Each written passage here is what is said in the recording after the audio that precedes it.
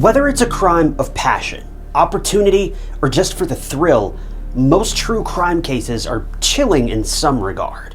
But every case is unique, and some are much more terrifying than others. Today we'll take a look at 5 of the scariest true crime stories ever told.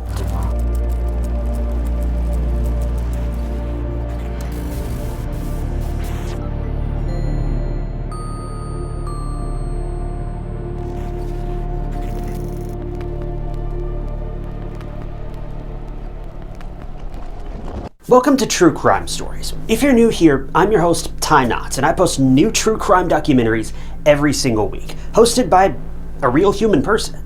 So if that's your kind of thing, be sure to subscribe. It's completely free and just lets you know when I post new videos.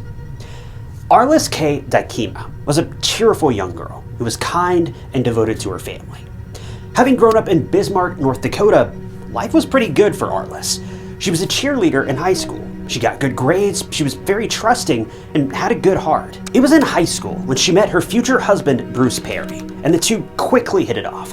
And when I say quickly, I literally mean it, because at only 19 years old, Arlis was eager to step into a new chapter of her life with Bruce, and the two decided to get married. Bruce, at the time of his marriage to Arlis, was a pre-med student at Stanford University, so you can tell that Bruce was also incredibly smart.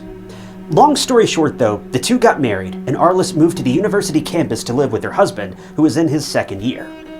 She lived a pretty simple life, all things considered.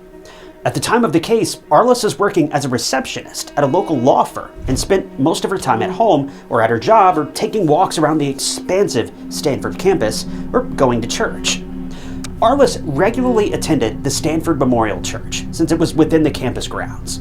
And this is where she would end up spending a good bit of her time. But she could have never imagined that this very church would be where she would spend the final moments of her life.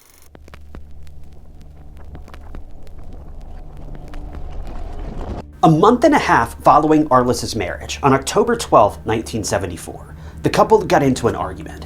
It was a pretty regular married couple fight, something to do with the car's tire pressure, but it led Arlis to Stanford Memorial Church. According to Bruce, Arlis had told him that she wanted to pray alone in the church and that she would meet him at home.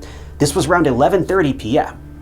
Bruce went back home and waited for Arlis to return, but minutes soon turned into 1 hour, then 2, and that's when Bruce realized Arlis was gone far too long to have simply stopped by the church to pray. Now, sure, it was late at night when the couple parted ways, but it was still relatively safe. A lot of students took walks around the campus, whether it was after classes or going somewhere, so Bruce thought that there was nothing that could really go wrong. But when his wife failed to show up after several hours had now passed, he obviously got worried for her, and he called the police to report his 19-year-old wife missing. Officers were sent to check the last place Arlis went to, the church, but they noted nothing out of the ordinary. The church doors were locked, and there were no signs of a break-in. So the police just went back to headquarters. What they didn't do, though, was check the inside of the church. And a little under 3 hours later, her body would be discovered by a campus security guard. A guy named Steven was apparently making rounds every 2 hours to check the church and the surrounding places, just to make sure there was nothing wrong. He reported no strange noises or incidents taking place after midnight. But when he went back at around 5:45 a.m., this time he opened the church doors and came across a scene that was like it was literally ripped from a horror movie. A young woman's lifeless and partially disrobed body was found smack in the middle of the church, just steps away from the altar. The woman was lying on the ground, face up, with her hands on her chest. Her jeans were arranged in a pattern that looked like either a diamond or a pentagram. But there was more. The scene was gruesome. A broken ice pick was still lodged in the woman, and candles were placed among her very suggestively.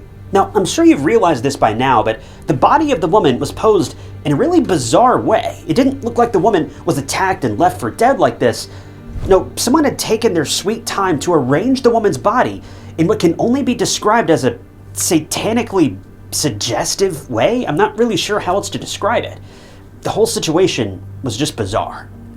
Well, tragically, the woman was very quickly identified as 19-year-old Arlis. But who could have done something like this? And what sort of criminal would have been prowling around a church at this hour? The whole case was getting weird. But the police knew that they had to get to the bottom of this, and quickly, because this whole campus was now under the threat of a killer, and not even the local church was safe.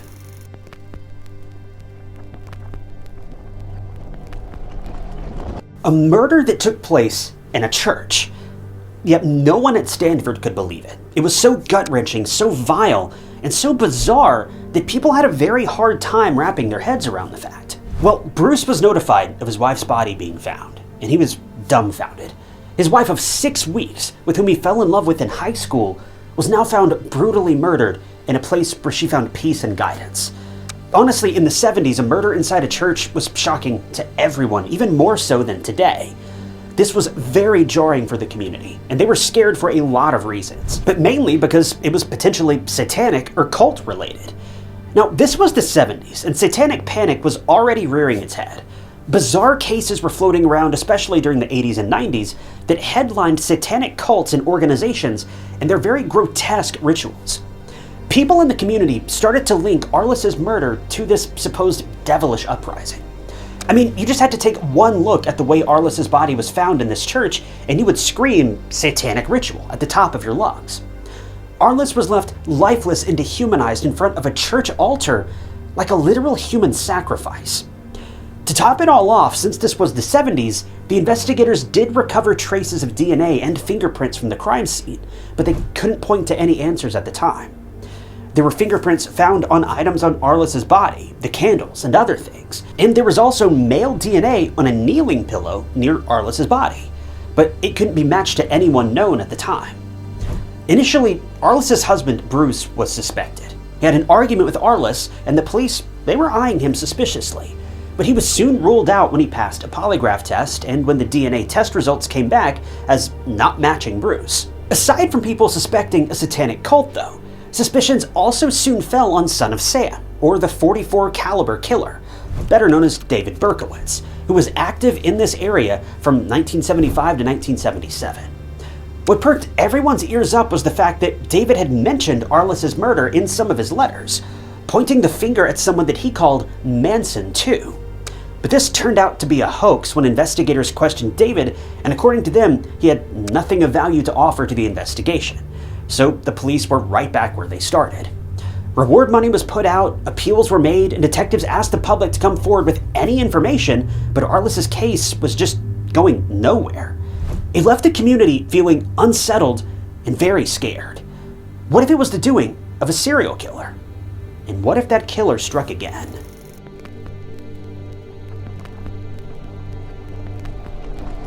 The investigators were trying to get to the bottom of this grisly murder of Arlis, but it was easier said than done.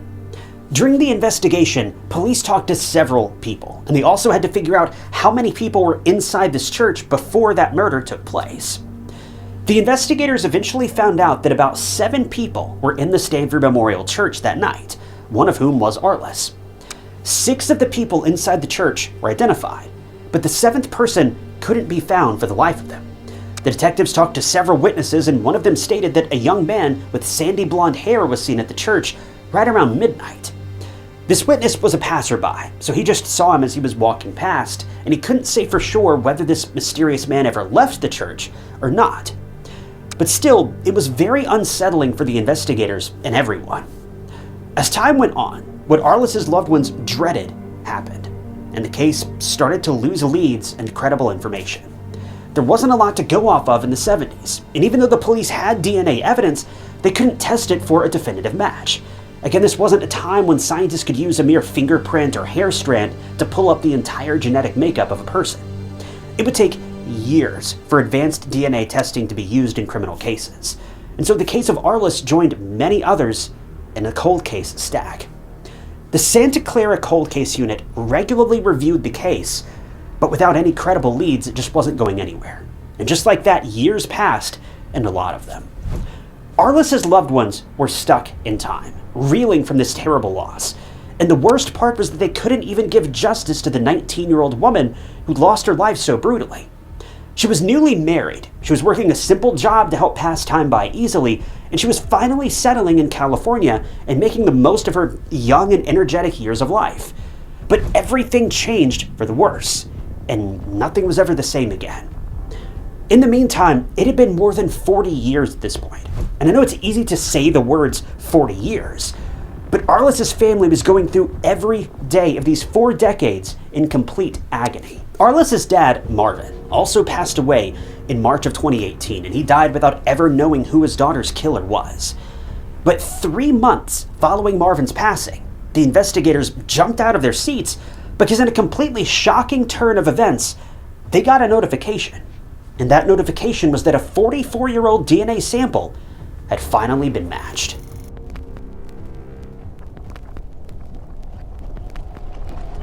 The investigators had their suspicions about a certain someone since day one, but at that time they didn't have what they have now to finally confront said person.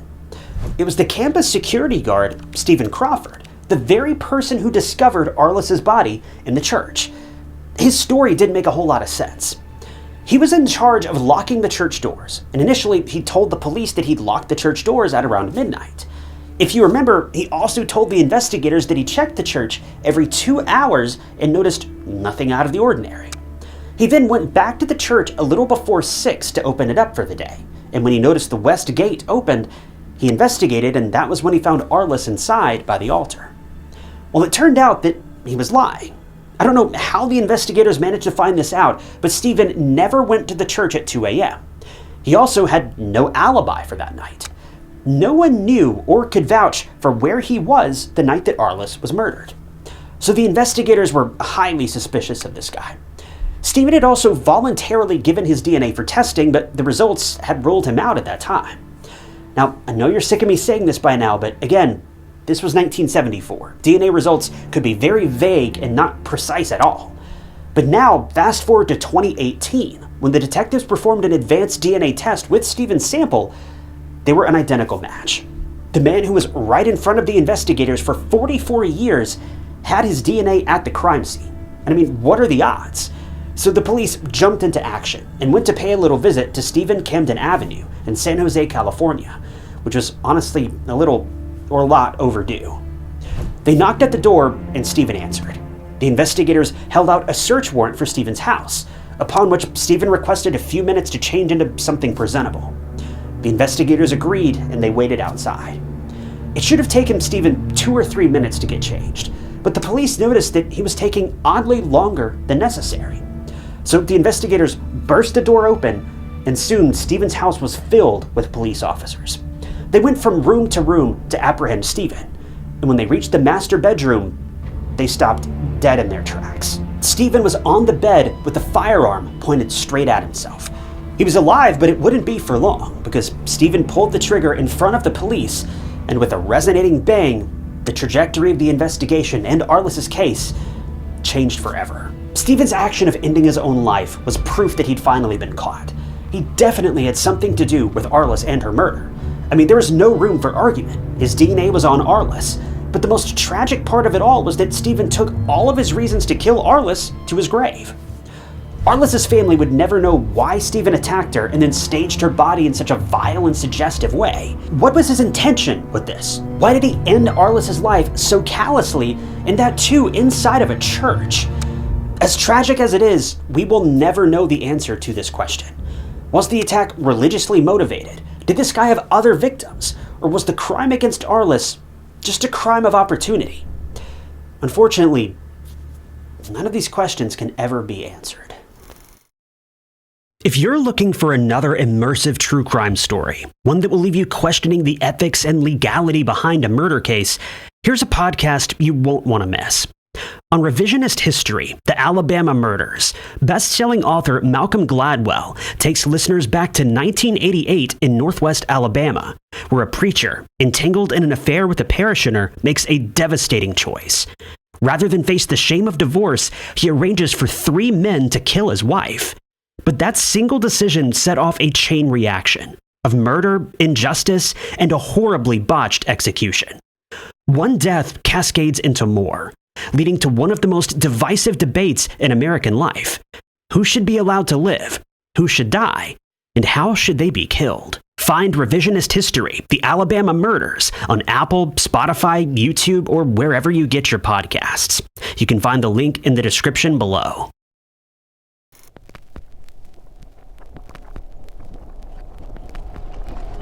13-year-old Bradley Hansen left his home on November 10, 1995, without telling his mother that school had been canceled. Instead, he snuck over to a friend's home and never returned. When trash collectors visited the area later on to empty the bins, workers noticed some concerning evidence inside one of the neighborhood trash cans. But unfortunately, this small amount of evidence wasn't enough to lead to a conviction, at least not yet. But when investigators finally revealed their primary suspect, Bradley's family was shocked because the crime hit much closer to home than any of them could have expected. Bradley Hansen was your average teenage boy growing up in the mid-90s. Being 13, he had just reached the age where he was starting to become interested in finding a girlfriend, and there were plenty of girls his age at his school in Phoenix, Arizona. Bradley was enrolled at Centennial Middle School in Phoenix, where he'd established a core group of friends that he felt he could depend on.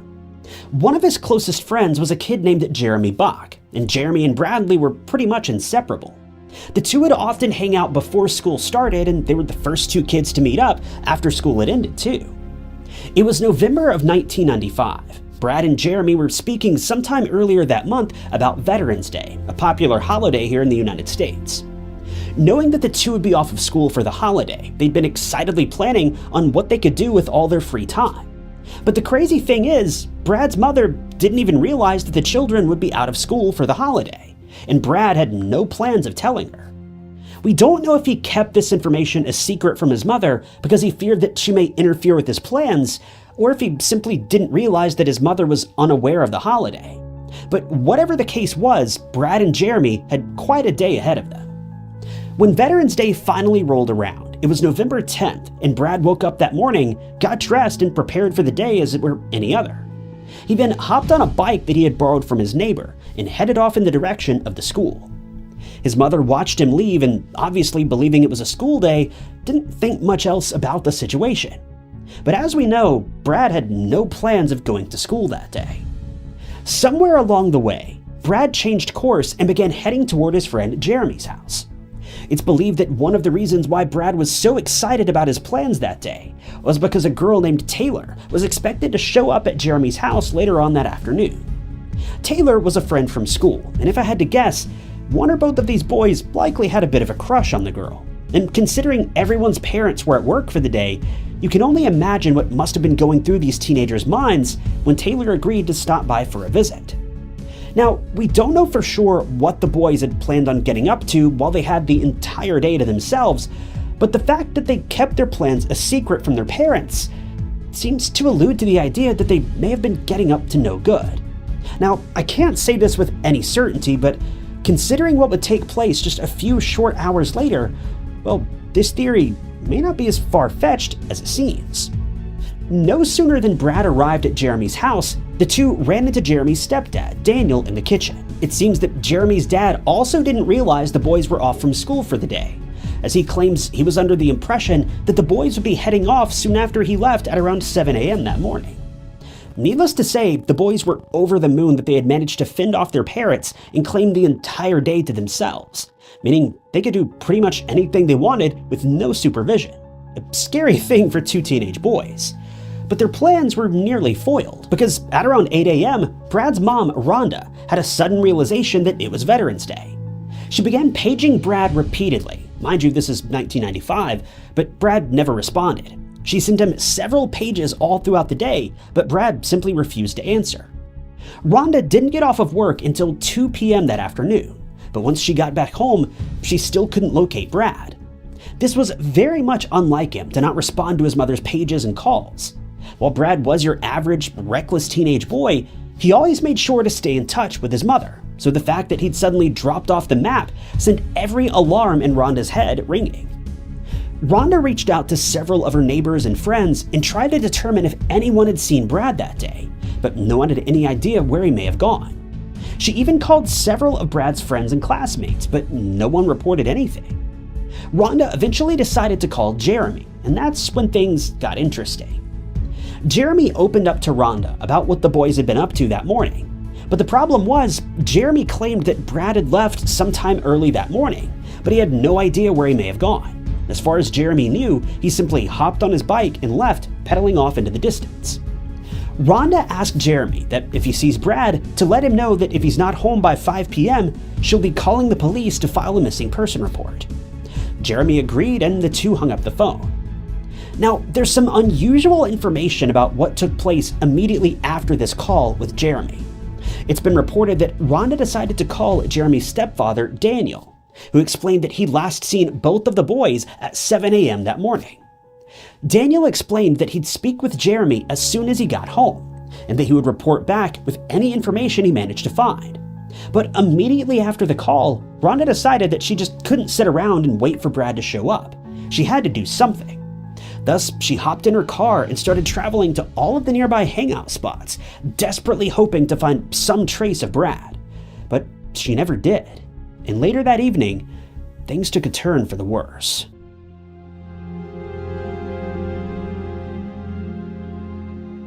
Once Jeremy's stepfather, Daniel, got off of work later that evening, he spoke with Jeremy just as he said he would. But after the two spoke, for reasons that remain unclear, Daniel never bothered calling Rhonda back. He knew that Rhonda was still actively searching for her missing son, yet never bothered to pick up the phone. When police arrived to take statements from Rhonda, it seems as though they initially classified Brad's disappearance as a runaway case. They didn't know why, but they believed Brad had likely run away from home. But Rhonda didn't believe this to be true.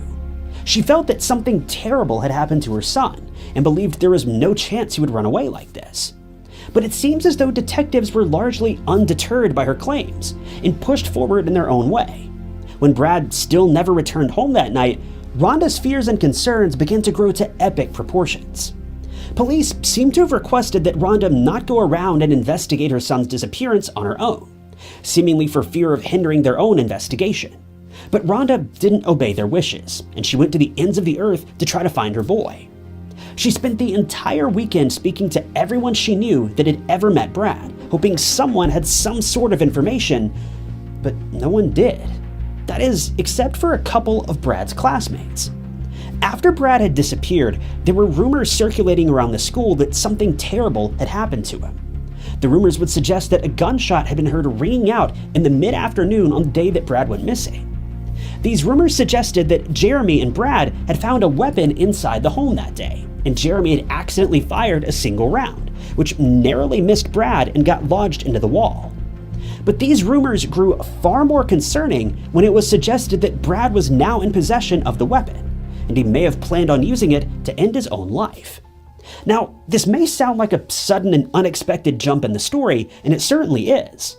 Rather obviously, up until this point, there had been no reason for anyone to suspect that Brad would have been capable of such a thing, nor was he ever described as being depressed. This only made Rhonda and the police all the more suspicious about these rumors. But the thing is, a rumor has to start somewhere. So it's possible there may have been more truth to this story than anyone else cared to admit.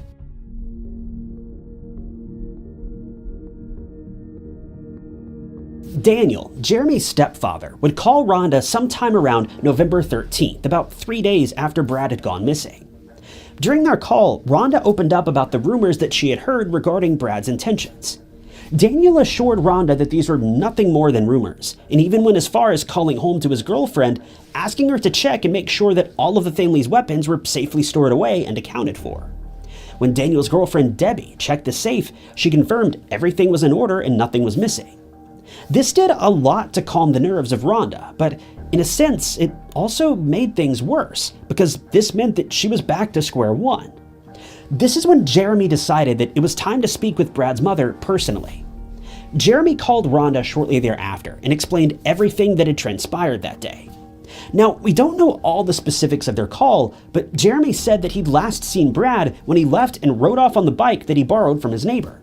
He added that Brad wasn't in the best of moods when he left that day. Jeremy was able to confirm that, as far as he knew, he had been the last person to have seen Brad. But he also added that in the last conversation that he had with Brad, Brad had allegedly claimed that his life, quote, sucked, shortly before pedaling off on his bike. But by the following Monday, when Brad still had not been located, and rumors were beginning to grow far more frequent and far more concerning, the school decided that it was time to get involved. This is when Anne Schelling stepped in. Anne was one of the school's lead administrators, and she spoke with Jeremy twice that day, as well as dozens of other students who had some sort of relation to Brad.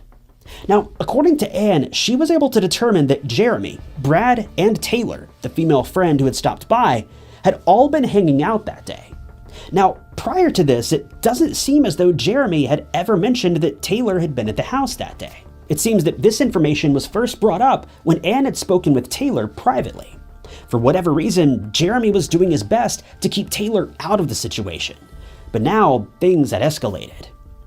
Anne decided to bring both Taylor and Jeremy into the room at the same time, and that's when Jeremy adapted his story slightly, saying that the two had last seen Brad heading off on his bike, with Brad claiming that he would return in about 10 minutes, but he never came back. This is where things get incredibly interesting, and the story that Jeremy shared with his parents and investigators, well, it began to fall apart. Jeremy knew something about where Brad had gone, but he wasn't willing to let this information slip. Realizing that Taylor and Jeremy had each been telling completely different versions of the story, Anne decided to pull Taylor aside and ask her what had really happened that day. Taylor was incredibly honest, even when she realized that her confession may get Jeremy in a lot of trouble. Taylor admitted that she had made plans with the boys to meet up at Jeremy's house that day. She added that when she arrived, she noticed Brad's bike in the driveway, a fact that didn't align with the story that Jeremy had shared, claiming Brad had already driven off on his bike. But strangely, when she entered the home, Brad was nowhere to be found. She noticed Brad's backpack sitting on the kitchen table alongside his pager, yet Brad wasn't inside the house. When Taylor asked Jeremy where Brad was, Jeremy explained that Brad had left. Taylor obviously didn't believe him. All of his things had been left behind, so where had Brad gone, and why would he leave all of his stuff? Taylor felt that Jeremy was playing some sort of a joke and believed Brad must have been hiding somewhere in the house. But after wandering all throughout the house and calling Brad's name and getting no response, Taylor finally began to believe that Jeremy was telling the truth. But no sooner than she believed him, she began to doubt him once more. That's because, as she wandered into the laundry room, she found Brad's shoes covered in red stains.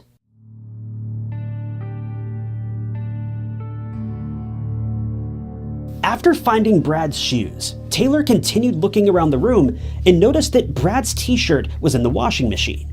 It too had been stained red. But the most concerning detail was that there was a small hole in the front of the shirt. Immediately after, Taylor found a few red drips in the kitchen. When she asked Jeremy what had happened, he explained that he and Brad had gotten into an argument about her. One of the boys had called her a name, and the other boy took issue with that. A fight ensued, and Brad eventually hit Jeremy with a bar stool, causing the hole in his shirt, the red stains, and the spots on the floor. But Jeremy clearly didn't have any wounds on his body. But then Taylor noticed a small hole in the kitchen wall. Jeremy claimed that Brad had grabbed one of the weapons from Jeremy's stepfather's cabinet and fired a single shot. Thankfully, it missed Jeremy, but it left a hole in the wall. Shortly after this is when Brad ran out of the home, claiming that he would be back soon. After Taylor revealed all of this, Anne decided to bring Jeremy back into the room. She asked him about various aspects of Taylor's story, and he finally admitted to nearly all of them. But when she asked about the hole in the kitchen wall, as well as the weapon being fired that day, he denied all of it. Jeremy claimed it was nothing more than a rumor. When Anne reached out to Daniel, Jeremy's stepfather, he stood by his son's claims and insisted that no weapons were used that day, nor was there a hole in the kitchen wall. Police would speak with Jeremy a few weeks later at his school, and Jeremy would alter his story once again, this time claiming that Brad had attacked him with a butter knife before leaving the home and never coming back. Jeremy also added that he believed Brad had run away to Arizona with a man named Poppy, or that he had run away to California to find his dad. He wasn't entirely sure. But the following month, December 15th, Daniel reached out to two detectives who were working Brad's case and asked to speak with them. He explained that Jeremy had finally admitted that he and Brad were playing with a weapon on the day that Brad went missing. He claims that Jeremy came clean and admitted that a single shot had been fired that day. Jeremy even dug the slug out of the kitchen wall and held onto it all this time, with Daniel turning the slug over to investigators for further research. But my question is, if all of this is true, how had Daniel not noticed the hole in the wall until now? When detectives later showed up at the family's home, they asked Jeremy to reenact what had transpired the day that Brad vanished, and he claimed that the two got into an argument and Brad grabbed a weapon, firing a single round at it, which narrowly missed his shoulder. But when detectives took note of the location where Jeremy claimed all of this transpired, they realized how low the hole in the wall was, and there was no way that the slug could have narrowly missed Jeremy's shoulder. It would have gone right through him.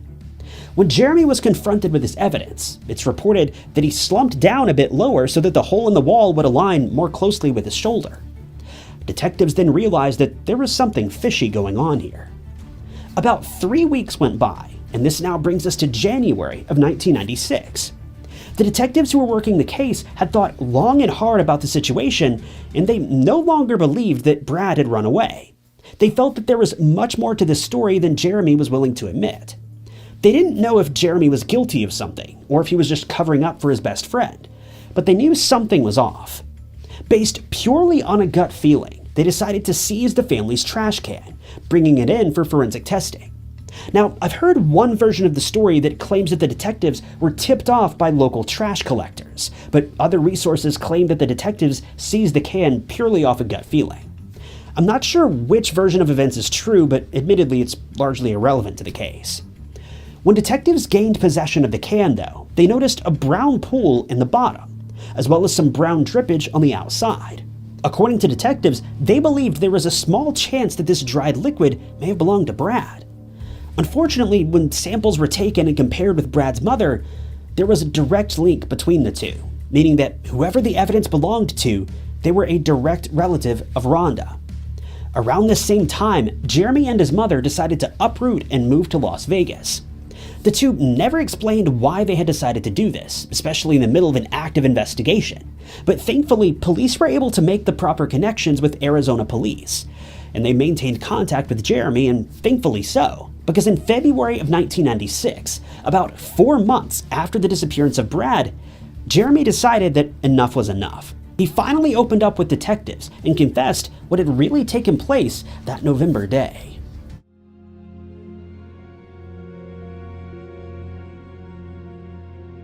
When Jeremy arrived at the police station, he quickly confessed that he and Brad had, in fact, been playing with weapons on the day that Brad was last seen. He says that they'd been playing with multiple weapons when he aimed one at Brad. When he did, he bumped his hand on something, causing him to flinch, and the weapon went off without him ever having his finger on the trigger. The slug struck Brad, but he was still alive. But what's crazy is that Jeremy had begun to panic and clean up the crime scene, leaving Brad there, desperate for help. Jeremy dug the slug out of the wall and tossed it into the trash, along with several cigarette butts that the two had been smoking earlier that day. Now, Jeremy's version of events is incredibly graphic, but based on what he told detectives, Jeremy insists that the whole situation was an accident. He claims the weapon wasn't even cocked when it went off, but this is completely impossible. According to experts, there's a distinct possibility that Brad was alive for an entire hour after the shot had rung out, meaning there was more than enough time for him to have been saved. Yet, because Jeremy panicked, Brad lost his life due to sheer negligence. We don't know if Jeremy was afraid that his parents would find out that they've been playing with weapons, or if he was afraid that he may go to prison. This has never been fully explained. But regardless, Jeremy was too busy cleaning up the scene of the crime and covering up his own mistakes to have taken the time to actually help his best friend survive what was apparently an honest mistake. In the end, Jeremy claims that he hauled Bradley out to the family trash bin and tossed him inside. Bradley would remain in the trash bin for an entire week before trash collectors even dumped the bin. Now, we don't know how they didn't discover Brad's remains inside, but somehow they didn't. In the end, Jeremy was arrested and charged in the second degree. Investigators believe there is zero chance that the weapon went off that day accidentally. After inspecting the weapon, detectives say that there's no possibility a simple bump could have caused the weapon to have been discharged. They believe that the trigger was pulled with intent, even if the demise of Bradley was truly just a mistake. Though many people, including investigators, refuse to believe that this was a mistake at all. The sheer fact that Jeremy went to such great lengths to conceal his wrongdoing suggests there may have been far more to this case than Jeremy is willing to admit. After all was said and done, Jeremy was convicted and sent to prison for 22 years after being tried as an adult, despite only being 13 when the crime was committed. He entered prison in January of 1998 and was set to be released back in December of 2021, meaning he's now a free man. But the main thing about this case that I just can't wrap my head around is, what about Jeremy's parents? Now, I'm not accusing them of anything, that's certainly not my intention, but how could all of this have unfolded without them realizing anything? After all, Jeremy's stepfather, Daniel, claims to have inspected the weapon and even smelled it, yet claimed it had never been fired. He also claimed that all of his ammunition was accounted for, but it couldn't have been, because one round had clearly been fired. He also claims that all of his weapons were locked away in the family's safe. So does that mean Jeremy had a key or a code to the safe? It's certainly possible that he stole the key from his father without him knowing, but that still doesn't explain how his father claimed there was no hole in the kitchen wall when there certainly was. It also doesn't explain how, when Daniel reached out to investigators shortly after the crime, he opened up to them and explained that Jeremy had admitted a weapon had been discharged that day. He even handed in the slug that had allegedly come out of the wall. But this couldn't have been the one that ended Brad's life, because we know that Jeremy had already thrown that one away. So this would mean that a total of 2 rounds had been fired from this weapon, yet Daniel didn't notice the missing ammunition. But if all of this weren't enough, what about the trash bin? Did no one ever take the trash out in the 4 months since Brad had vanished? Surely one of Jeremy's parents would have noticed all the liquid that was in the bottom of the can and dripping down the sides on the outside of the can. Surely someone would have noticed a boy in the bottom of the bin for that first week. Worse yet, surely someone would have smelled something. Now, like I said, I can't with a clear conscience accuse Jeremy's parents of anything, but the whole situation just feels suspicious to me. I hate this so much for Rhonda and the rest of Brad's family. So much more could have been done to save this boy. I even hate it for Jeremy too, because if this was some sort of simple accident or mistake, Jeremy's own panic caused him to lose his best friend and be sent to prison for 22 years, when all of this could have been avoided with a simple phone call for an ambulance. This whole case is just tragic from beginning to end. I just hope that Rhonda was able to make peace with things, even though there's nothing in the world that could bring back her little boy.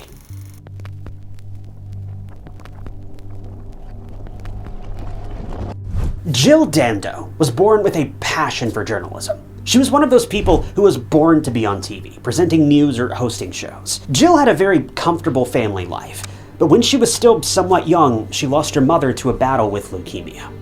But Jill was relentless, and nothing would stop Jill from chasing her dreams of being the face of BBC. It started with her brother, who she looked up to from a young age. He was a journalist at BBC Radio Bristol, and Jill knew that this was the dream career for her. So she worked tirelessly for years, and after graduating with a journalism degree, she stepped into the world of journalism by working as a print journalist for Weston Mercury. After 5 years, Jill got her dream job. She started as a newsreader at BBC Radio Devon and then ended up in London. During her tenure with the BBC, Jill presented various shows like Breakfast Time, Breakfast News, the BBC 1 o'clock news, the 6 o'clock news. But her most notable presentation was on Crime Watch from 1995 until the time of her passing. She co-presented the show with Nick Ross, and for those of you that don't know, Crime Watch is basically a show that covers mostly unsolved cases to give them more traction and attention from the public. To keep it short, she was one of the most beloved employees of the BBC. She had charisma, confidence, and elegance, and if I do say so myself, she was the, quote, Diana of the BBC. If you need any confirmation of how amazing Jill was, she was given the 1997 BBC Personality of the Year award. So that was Jill. Kind, but not afraid to speak her mind. Warm, but ready to take on a challenge. And a force to be reckoned with. But the very Jill who used her voice on Crime Watch to speak up for cases that led nowhere would turn into a murder case herself when she was attacked right in front of her doorstep in 1999 and left for dead.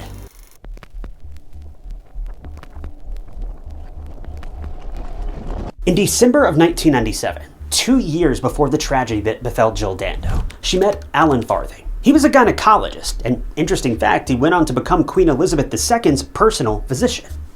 He He was separated from his wife at the time of meeting Jill, and the two hit it off like a house on fire. They were perfect for each other, and they knew that this blind date would change their lives forever. In January of 1999, Alan popped the question on one knee, and Jill said yes. At this time, Jill lived at 29 Gowan Avenue, Fulham, but she was considering selling her home in order to move in with Alan. On the fateful day of April 26, 1999, Jill had some papers to pick up from her house in Fulham, so in the morning hours, she left her fiancé's home in Chiswick and made her way back home. She stopped at a few shops along the way, and this could all be seen on CCTV, which is just tragic, because just a few hours later, a happy woman who was soon to be married would lose her life. As Jill reached the front door of her home in Fulham at around 11:32 a.m., someone attacked Jill from behind, with one single round fired off. By the time anyone noticed what had just happened, it was far too late for Jill. She'd tragically lost her life, essentially on her own doorstep. About 14 minutes passed, and one of Jill's neighbors, a woman by the name of Helen Doble, actually discovered the horrific scene and called emergency services. Jill was rushed to the hospital, but sadly she couldn't be revived. She was declared deceased on arrival at 1 p.m., and everyone was left speechless at the attack on Jill. She was going home. She was not in some sketchy area.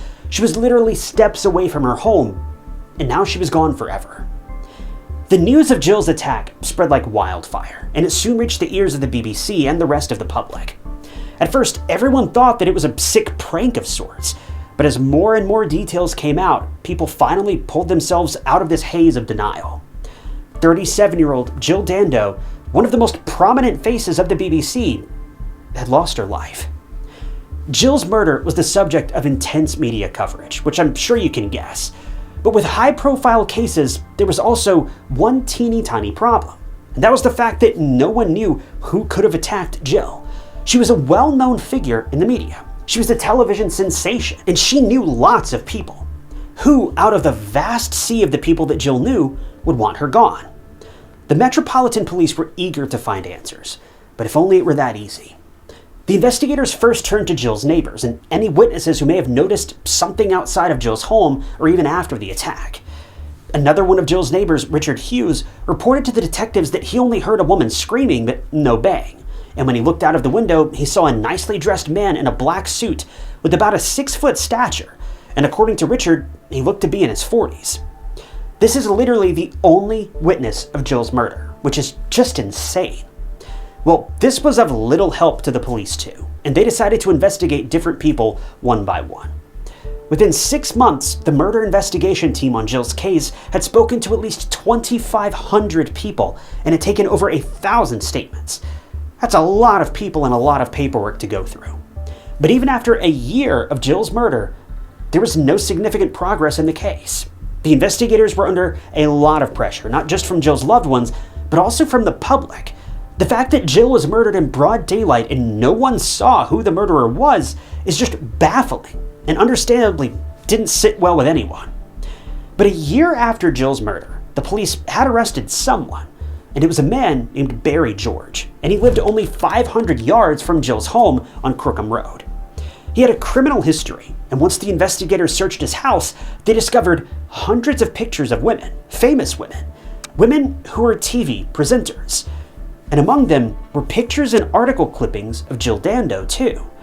And here's another chilling detail. All of the pictures were taken secretly. The women were unaware that they were being photographed. The detectives even discovered a picture of Barry with a gas mask and a modified firearm in his hand, and it looked eerily similar to the one they believed was used on Jill.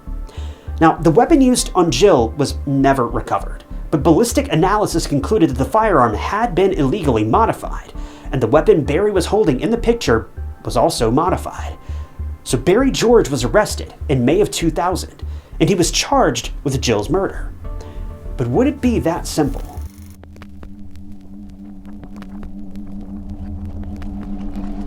So you would think that this is an open and shut case, right? Well, not exactly. See, Barry suffered from learning disabilities, and he had an IQ of 75. He liked to impersonate different people, and for that he got into a lot of trouble with the law. He pretended to be a police officer and a famous singer, and was even charged with fraud.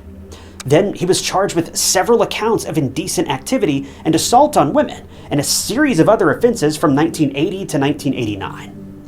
When Perry was examined by prosecution psychologists, he was diagnosed with a list of disorders, including various personality disorders, antisocial personality disorder, ADHD, and epilepsy. But the smoking gun for the prosecution in Jill's case was a fragment of gunpowder residue that was found on one of Perry's jackets, and tests revealed that it matched the residue found at the scene of the crime. So Perry was convicted with a majority vote of 10-1, and he was sentenced to life in prison in July of 2001 for the murder of Jill Dando. But it's not that simple.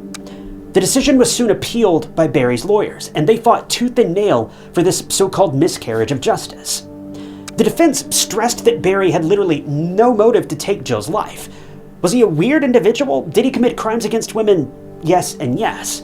But he was a person with a lot of mental issues, and they claimed he wasn't capable of committing a crime of such depravity. When Perry was examined again by a neuropsychiatrist from the defense's side, he claimed that Perry knew what was going on around him, but his mind just couldn't respond in the right way. The defense was sure that Perry couldn't be cunning or calculated enough to carry out Jill's attack with such swiftness and precision without leaving anything behind. But what about the gunpowder found on Perry's clothes? Well, the defense argued that this residue might have just been transferred onto Perry's clothes from the police's gear as they were physically involved in his arrest, and the tiny quantity shouldn't account for evidence that could be used in court. Moreover, the murder weapon was never recovered from Perry's home. So after a long time, 6 years to be exact, a retrial for Perry was held in December. And this time, the defense stressed that Perry was seen in a completely different area of town by multiple witnesses at the same time that Jill lost her life. He couldn't have possibly been the killer. The defense argued that an individual like Perry, who already dealt with a lot of mental health issues and was sloppy at best, no offense to Perry, couldn't have murdered Jill, gotten rid of the murder weapon, gone home in the opposite direction to change, and then shown up across town without even breaking a sweat. In the end, in August of 2008, Perry was acquitted of all charges, and he's now a free man. Since then, he's moved to Ireland to be closer to his sister, and he's received monetary compensation from multiple tabloids for wrongfully claiming that he was the killer. Now, this is great for Perry. If he's innocent, it's great that he got off, but I still can't shake the thought of all those pictures of various women that police found in his apartment. That bit is still pretty weird, but maybe taking photos of people without them knowing somehow ties into one of his illnesses. I truly have no idea, so it's not really my place to judge. But with all that said, there's still one big problem. Jill's killer is still out there somewhere. Ultimately, in 2008, it was agreed after a cold case review that Jill was likely a victim of a professional assassination. The way Jill was overpowered so suddenly and how the attack was carried out, and judging from the lone witness statement of the mysterious man dressed in a suit, it suggests that it was a professional who launched a quick but vicious attack on Jill, and she lost her life. If this case is anything, it's unsettling. The fact that this murder was carried out in broad daylight and no one saw the assailant says a lot about the depraved planning that went into this attack. Someone wanted Jill out of the picture, but who? Well, considering the man was described as being in his 40s, and it's been about 25 years since the crime happened, well, her killer is likely very much alive and well, still stalking the streets today.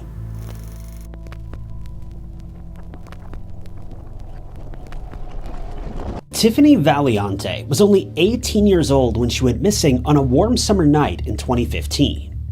While Tiffany had, by all means, been your typical teenage girl, she'd been involved in some extremely suspicious and mysterious situations in her final hours. Years later, her parents are still working to piece together what exactly took place on the night that their daughter vanished. Tiffany snuck out of her home that evening and was spotted on CCTV footage heading toward the nearby train tracks. Just before midnight, investigators located a crime scene on the tracks after it was reported that a train had struck a pedestrian. But this was only the tip of the iceberg. Detectives ruled that Tiffany had taken her own life that night, but subsequent investigations paint Tiffany's final moments in a much different light.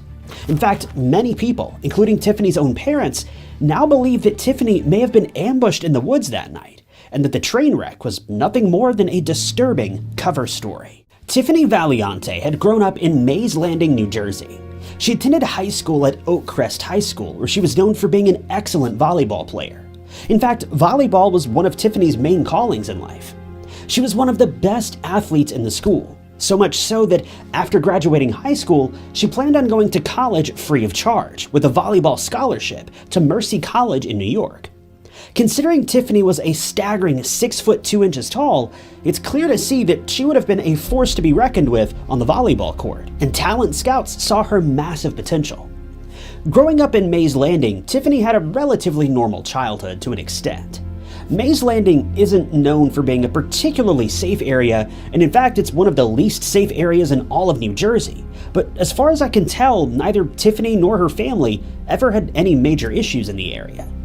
Now, if this case is starting to sound a bit familiar to you at this point, it's likely because Tiffany's case was covered on the Netflix series Unsolved Mysteries. Specifically, the episode titled Mystery at Mile Marker 45. But the reason I wanted to cover this case is because Netflix made, in my opinion, some pretty serious mistakes with their coverage of the story. They left out some pretty major details that ultimately changed the entire course of the investigation and the story. See, for the most part, Netflix painted Tiffany's upbringing as fairly typical, and it was, to an extent. The area where the writers really dropped the ball was in regards to the final couple years of Tiffany's life. In nearly every retelling of this story, Tiffany is often regarded as being a model student, a perfect daughter, a blameless, innocent girl, all the typical stuff you hear after someone's lost their life. And in reality, when we look back on the people we love and care about, it's super easy to look over all the negatives and only remember people for the positive impact they left behind. And don't get me wrong, Tiffany left a positive impact on nearly everyone who knew her. Very few people had anything negative to say about her, but that doesn't mean she didn't have her flaws.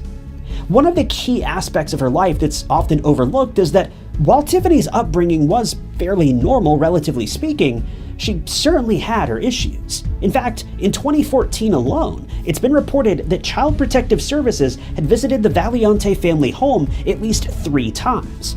It seems that these visits came after one of Tiffany's teachers reported some concerning bruises to the authorities.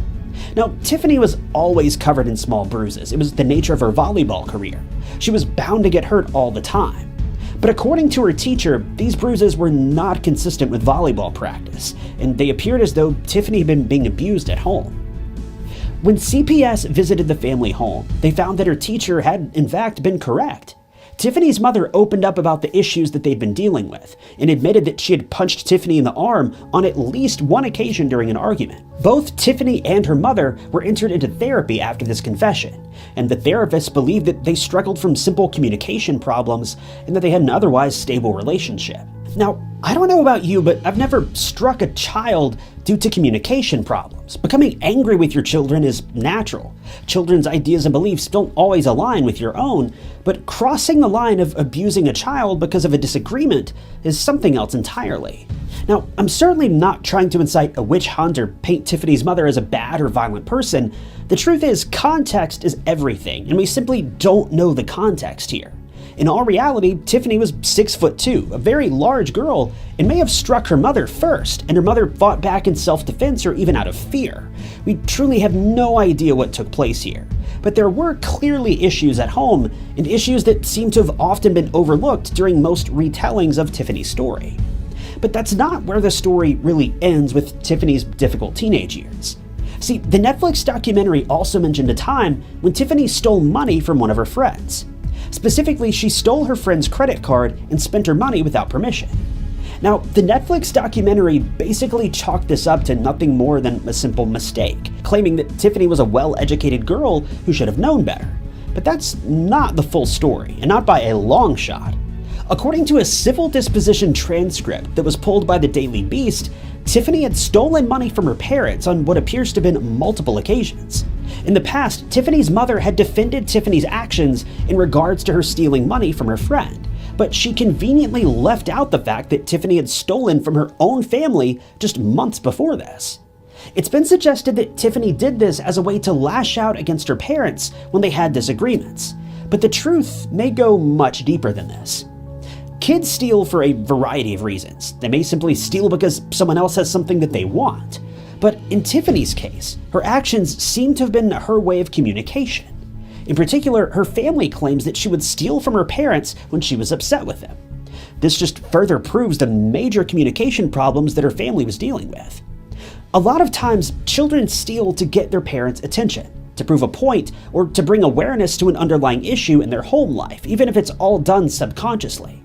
Now, I'm certainly not a child psychologist, but I'd be willing to bet that this is what was happening here. Tiffany was very clearly struggling, and if investigators are to be believed, this may have been what ultimately led to that terrible summer evening when Tiffany put an end to her struggles once and for all.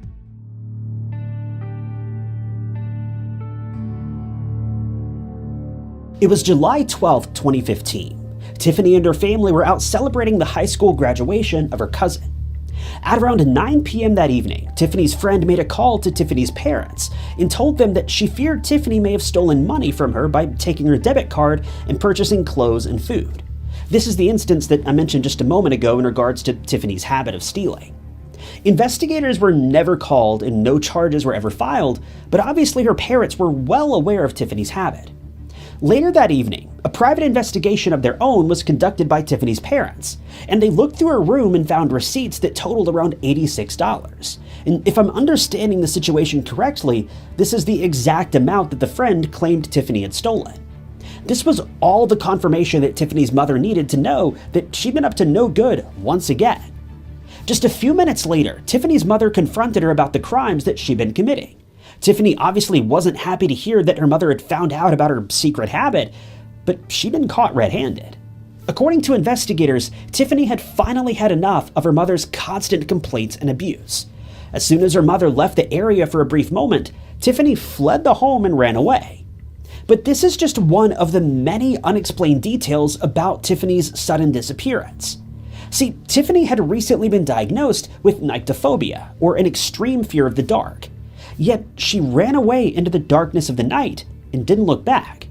This was incredibly unusual and downright bizarre.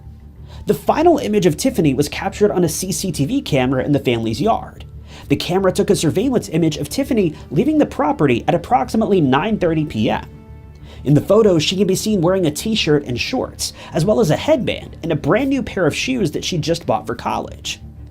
After her parents realized that Tiffany had snuck out, they did their best to contact her several times, but she never answered her phone.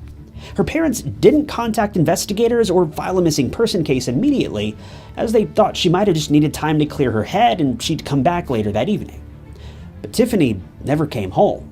In fact, the CCTV image was the final time that Tiffany would ever be seen alive. It would be around 11 p.m. that Tiffany's father left the home and finally began searching for her. This was about an hour and a half after the argument with her mother.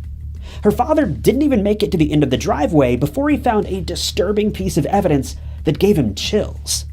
Tiffany's cell phone had been dropped on the pavement just outside the home, and Tiffany was nowhere to be found. According to her parents and crime scene investigators, Tiffany never went anywhere without her phone, and the fact that she'd left it behind told her parents that her disappearance was far worse than they could have ever imagined. Just 30 minutes later, Tiffany's parents filed a missing person report with the local police department. Investigators got to work very quickly, but unfortunately, before a proper investigation could even really begin, the police had terrible news for her parents. Detectives who were combing through the nearby woods found several harrowing pieces of evidence that painted a very grim picture of what had transpired that evening. Police say that they have reason to believe that immediately after fleeing the home, Tiffany had run through these very same woods. But strangely, all throughout these woods, they found various pieces of Tiffany's clothing. Her shoes were also found, but no one knows why she would have removed her shoes while running through the thick brush like this. It would have only made things more difficult for her. But as investigators followed the pieces of evidence all throughout the woods, they quickly realized that all of the clothing led right to a set of train tracks. And as soon as they arrived at the tracks, their hearts sank. Tiffany had been found, but she was no longer alive.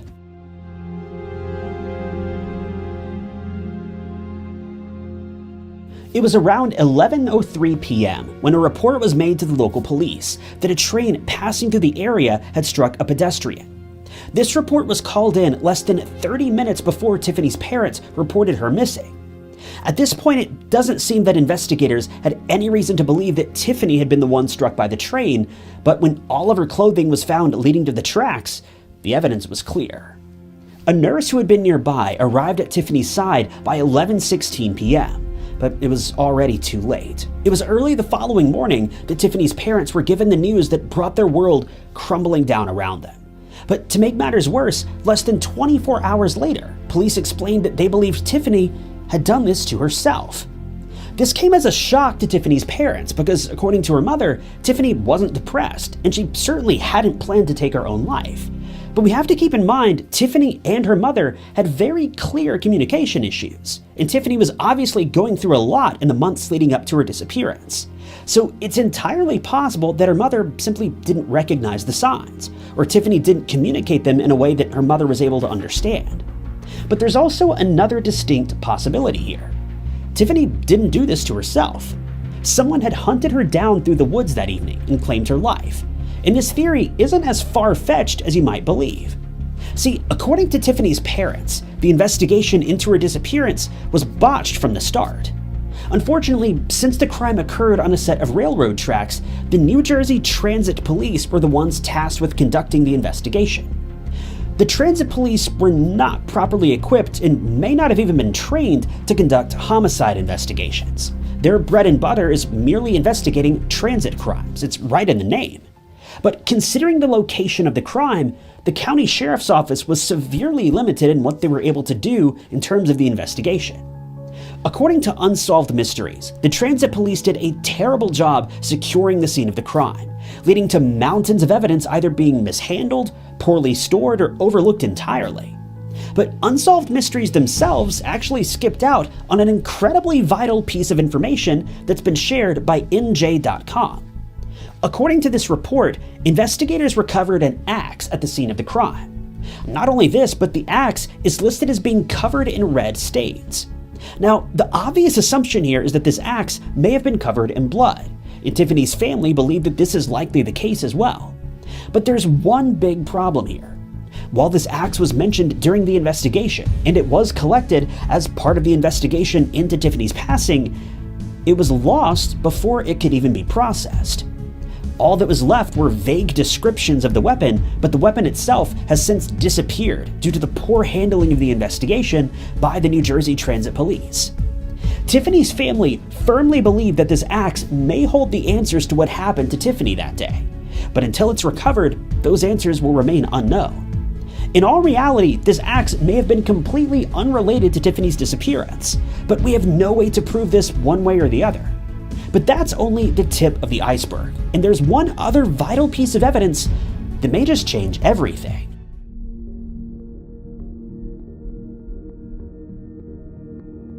When detectives arrived at the scene of the crime to collect Tiffany's remains and process her for any additional evidence, they noticed a very specific detail that didn't make sense. If you remember, Tiffany's shoes were found in the woods surrounding the train tracks. We know that she'd run quite a considerable distance through the woods before eventually making her way to the tracks. Yet her feet showed no signs of running through the brush, through the thorns and the tree limbs that would have obviously been scattered all around the woods. Her feet were totally smooth and free of any abrasions. According to one report, Tiffany would have run nearly a full mile without her shoes. So this made no sense at all. Nearly all of Tiffany's clothing was recovered in the woods that day, including her headband and shirt that she'd been wearing in the CCTV footage. But investigators also found a keychain that Tiffany's parents didn't recognize. Now, it is possible that this keychain was already in the woods and was unrelated to the case.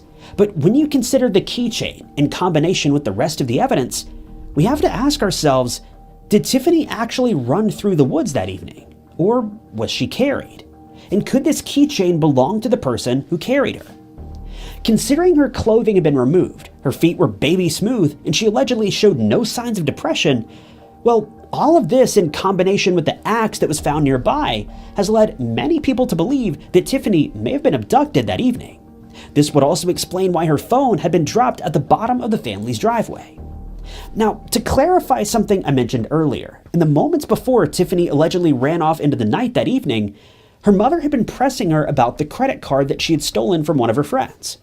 According to Tiffany's mother, both she and Tiffany headed out to Tiffany's car to search for the credit card. Tiffany told her mother that the card wasn't in the car because she wasn't the one who stole it, but her mother insisted that they check anyway, firmly believing that Tiffany was lying. As they were searching through the car, Tiffany's mother claims to have seen her daughter secretly grab a card and slip it into her back pocket, hiding it away from sight. When her mother pressed her about this, Tiffany once again denied it. This is when her mother walked back into the house to tell her father about the situation, and when she returned outside, Tiffany was gone. All that was left behind was the CCTV footage of Tiffany walking through the yard toward the end of the driveway. With this in mind, considering there were no witnesses to the exact moment when Tiffany left the family's home, we have to at least entertain the idea that Tiffany didn't leave her family's property of her own accord that day. Yes, the CCTV image captured her walking directly toward the end of the driveway, but who may have been waiting at the end of that driveway that we're completely unaware of? Who could have been lurking behind a tree or a bush? The fact that Tiffany dropped her cell phone at the end of the driveway that night just doesn't sit well with me, and the fact that she was stripped of nearly all of her clothing yet didn't have a single scratch on her feet is just plain suspicious.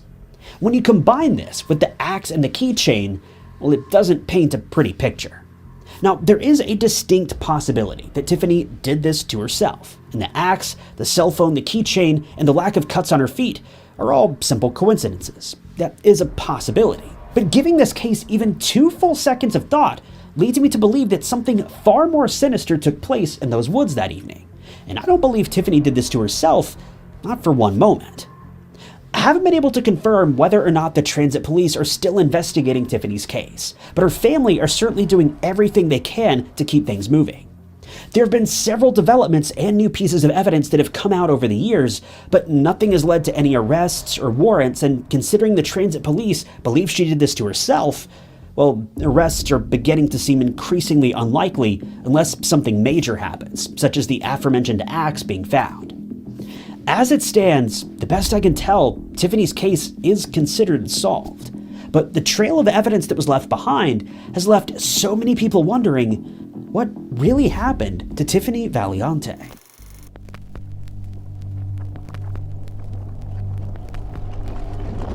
II was born in Dunkirk, New York.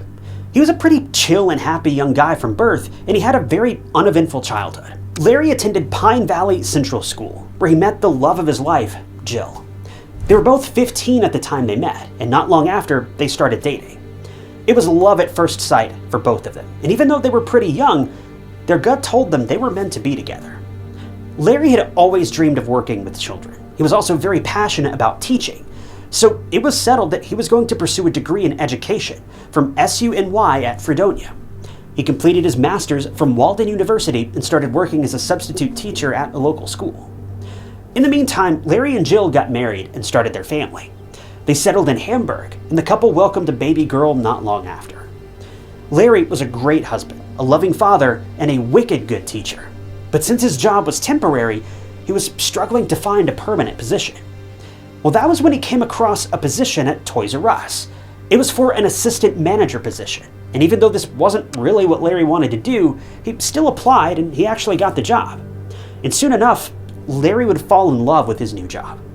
Larry loved all things kids. Toys, goofing around, and trying to put a smile on everyone's face were just some of Larry's favorites. And as soon as he set foot into the world's largest toy store, he knew that he was right where he was supposed to be. Larry loved it at Toys R Us. He got along with his employees, and even though the shifts could be a little demanding, Larry made the most of it. For Larry, working at Toys R Us was a dream come true. He was indirectly around children, just not in a classroom, and it was much more refreshing. For Larry, working here became a blissful experience. It wasn't even like a job anymore. His work here had become part of who he was. But Larry could have never guessed that in the very place that he loved, he would soon lose his life.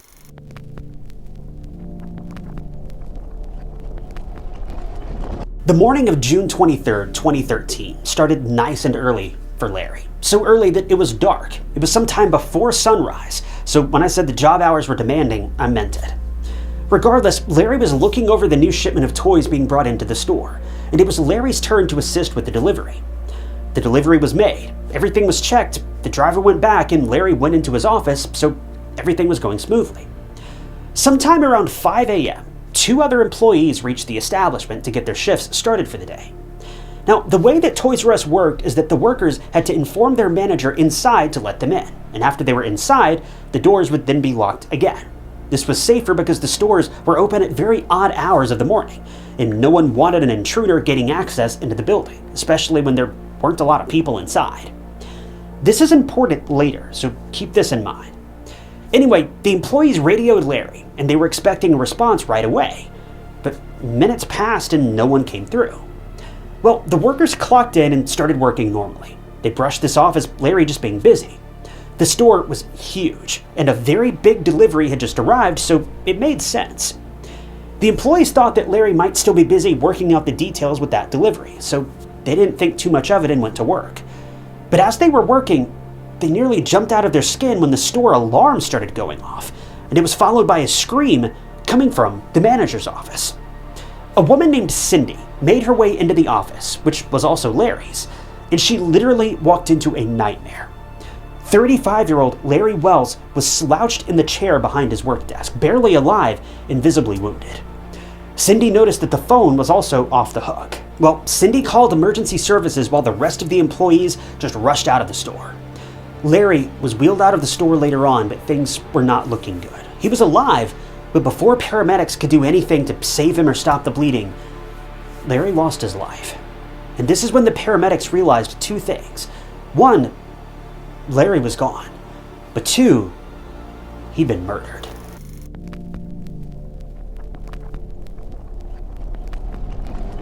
As news of Larry's passing spread throughout the town, the investigators were at Toys R Us scratching their heads.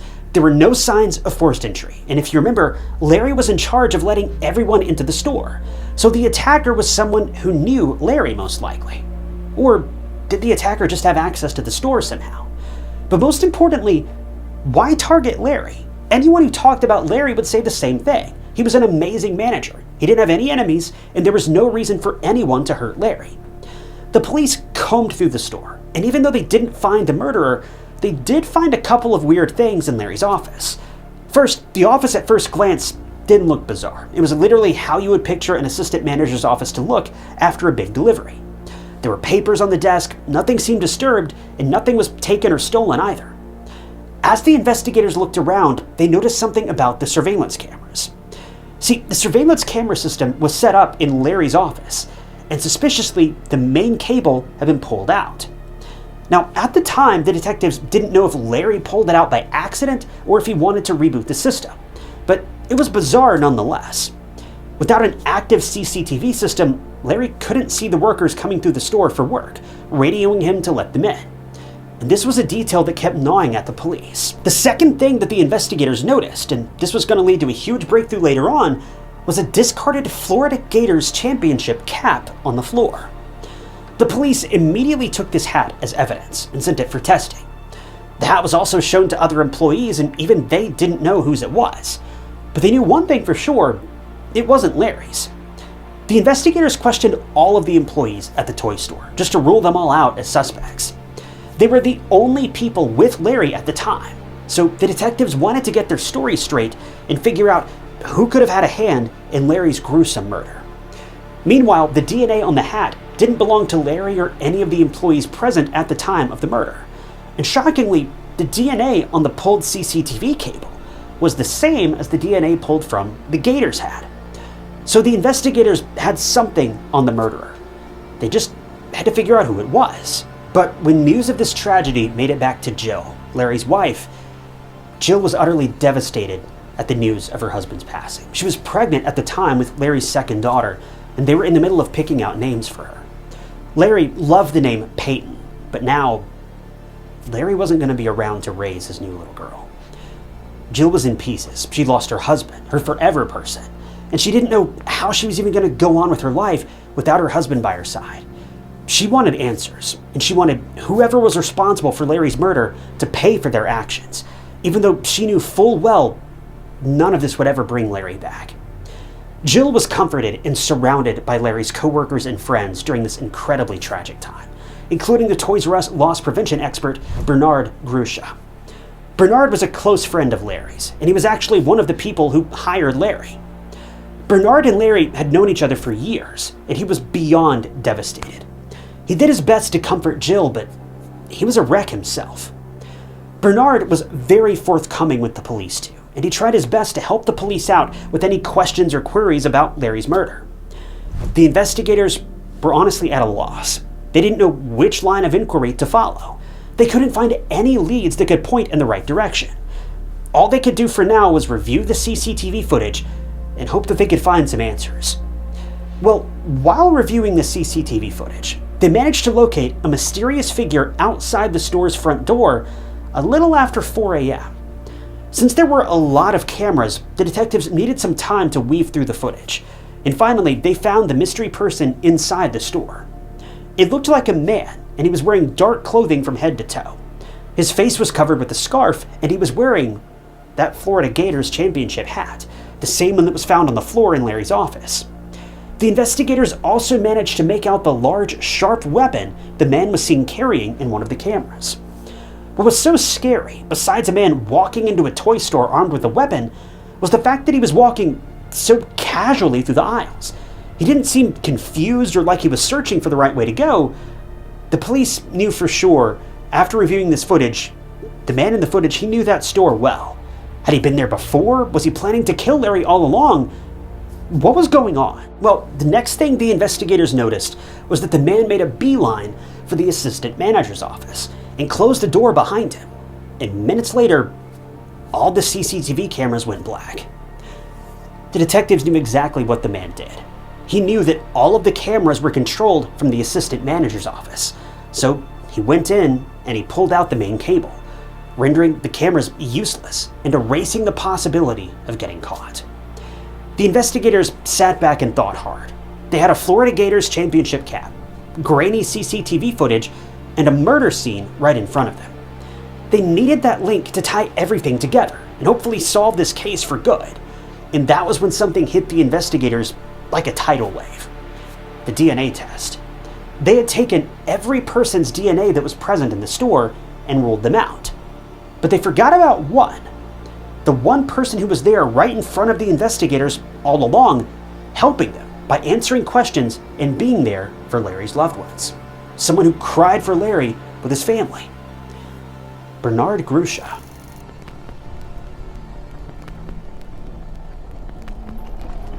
The police realized they never took Bernard's DNA for the investigation.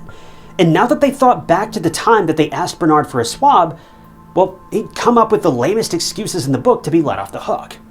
Well, judging by Bernard's initial apprehension about giving a swab for DNA testing, the investigators thought that they were going to have to do some sneaky detective work to get their hands on Bernard's DNA.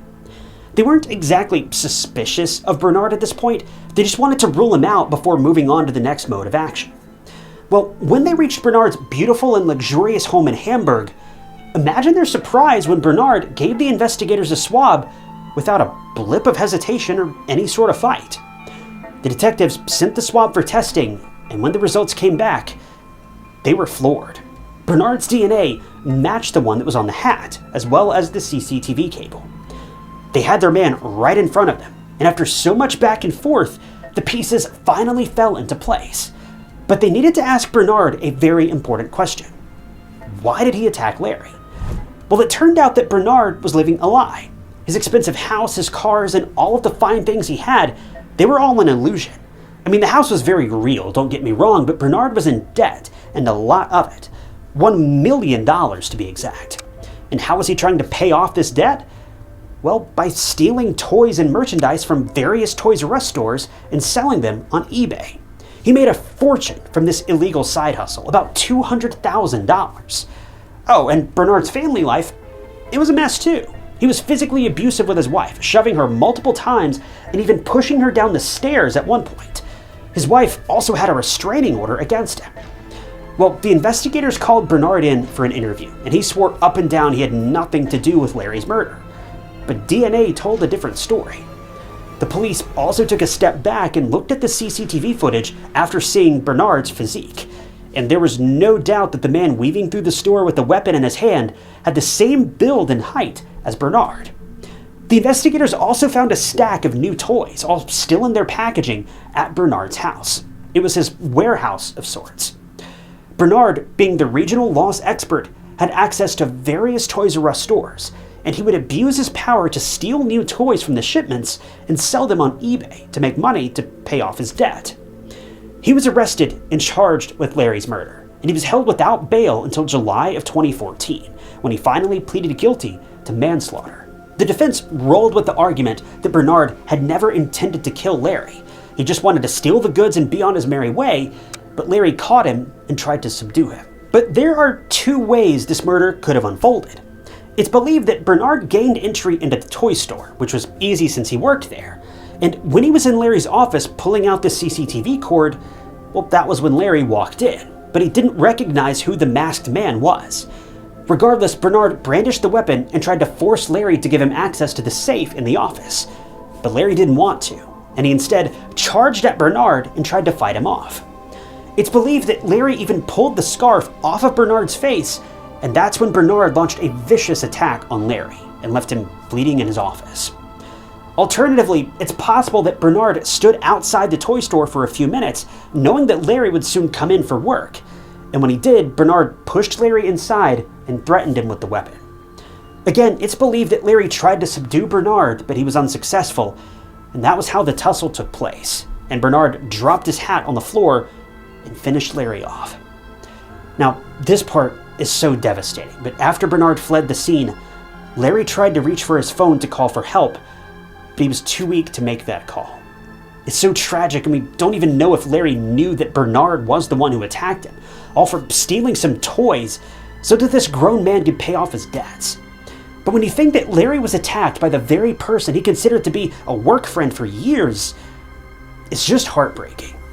And the fact that Bernard was there to console the family of the person he had just killed, that's just insane. In the end, Bernard was sentenced to 25 years in prison and was also given 5 years probation. This was sadly the maximum sentence for a manslaughter charge, which honestly feels like nothing compared to the damage he's done to a family. A family that considered him to be a close friend. After all is said and done, Larry's legacy lives on in the form of a children's book titled Balloons for Heaven. It's a book that was illustrated by Hamburg journalist Matthew Chandler, who talked to Jill, Larry's widow, and tried his best to paint a beautiful picture of Larry and the loss that his family has to live with following his tragic and untimely passing. Jill later gave birth to a healthy baby girl, and in Larry's honor, named her Peyton. Life for Jill has been harder than ever, especially after losing her husband. She's there for all of her daughter's milestones, but Larry isn't, and that breaks her heart over and over again. At Larry's funeral, his daughter Maddie drew pictures of the family and placed them in her father's casket, and she went on to send notes attached to balloons into the sky for her dad later on. Even after all this time has passed, more than 10 years, it is still devastating what happened to Larry. Larry was a good man until the end. Even when his life was in danger, he made sure that the place where he worked wouldn't be messed with.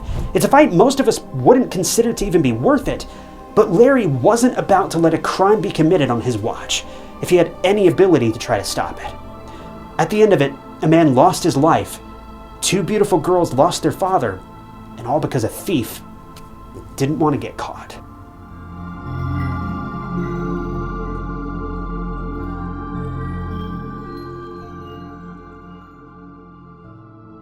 Thank you guys for tuning in to another episode of True Crime Stories.